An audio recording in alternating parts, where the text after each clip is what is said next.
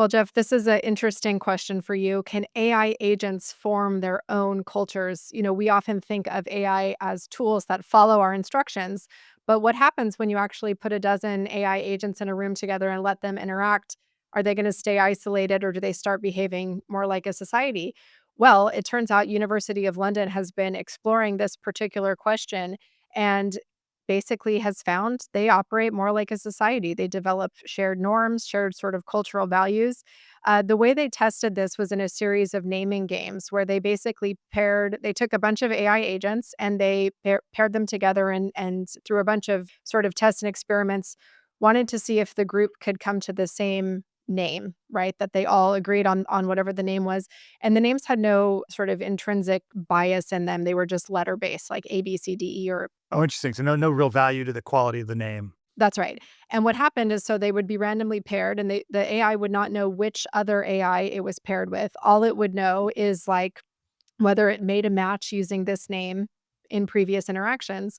And over a series of time, all of the agents sort of convened upon one name where they would always answer the same name together because the group had sort of formed this little society where the consensus became that this is the particular name that should be used. So that was very interesting to see. There's so many questions that come out of this. I think one thing that is super interesting to know in this study is they also had this certain AIs that they basically had as like the adversary group who like were going to stay committed to their name no matter what and not adopt the I norm. know those They people. Those are real people in the real world. those are real people. Well, so they had identities like that among the AI agents, and those people actually could influence the outcome. So when all of the other 8 agents were moving towards a consensus, those sort of committed disruptors could actually change the groupthink, which is a pretty interesting thing to see as a result of this type of experiment.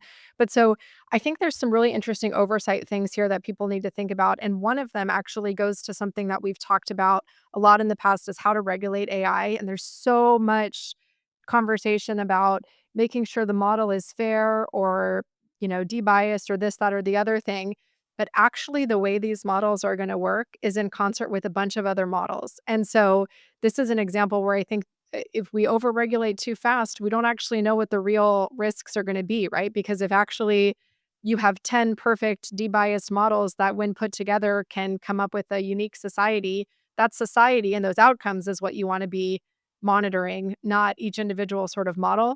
So it's just really interesting to sort of think about what that future looks like. And the more we're going to get towards that future of AIs working together and what are they going to deem important and what's going to happen as that unfolds. That is such a fascinating takeaway and thought process about, it does bring us back to what we've talked about vis-a-vis regulation a lot, which is kind of thinking about the outcomes and not the technology that's the input. And your point, like, hey, maybe these individual models are fine, but you put them together, kind of like people. And groups of people behave very differently than individuals do. And I guess groups of AI models behave very differently, maybe than individual AIs do, but really regulating the outcomes is smart. And it just makes me wonder if we need more psychologists and sociologists and philosophers in the room when we're thinking about designing some of these systems, because these are not technically obvious things, but it seems like they're behaving the way humans might in a group setting, which we do study. We just don't study it in the vein of computer science. Yeah, it's gonna be so fascinating. We've talked so much about job displacement. Apparently, if you're a James Earl Jones impersonator, AI is coming for you.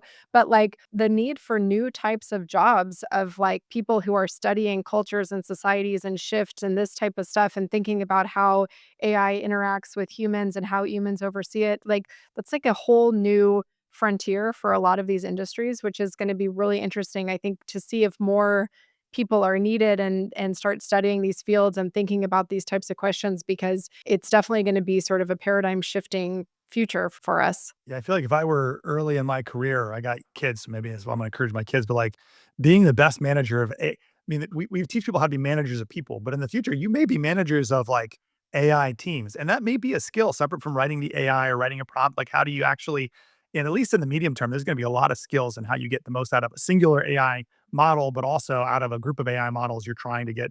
There's been predictions, I think Dario from Anthropic just predicted that we'd see the first single person $1 billion company sometime next year was his prediction. But I don't know if that's true, but the idea that one person augmented by a lot of AIs that they know how to manage and orchestrate and coordinate can now achieve kind of really remarkably scale large results, it seems like very real. And that seems like a very different skill that we're going to need a lot of people to learn. And we really don't know a lot about yet. I mean, you're making this up as you go, but it feels like it'll be a big differentiator for at least a decent period of time to be able to pull these things together and produce something really, really valuable out of that. Yeah, agreed. And it's so interesting. Like we've talked a lot about education and education use cases for AI, but I think there's such an interesting thing to think about how we teach kids AI. Because right now, I think it's depending on your teacher, there's backlash about like really heavily don't want you to use AI versus do want you to use AI and that type of thing. And like for me, advising my kids, I'm like, I want you using AI every day because when you get into the working world, you will be expected to be really good at this stuff. And so I'm not sure that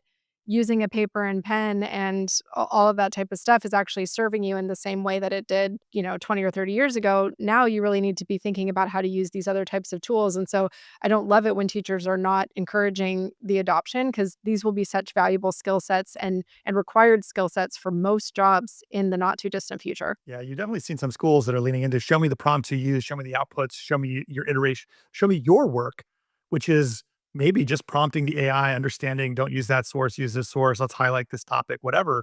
But like, I think if you're not teaching kids how to do that, I don't know what world you're preparing them for, but certainly not the one they're going to be trying to find a job in. That's right. That feels like a real disservice. I agree.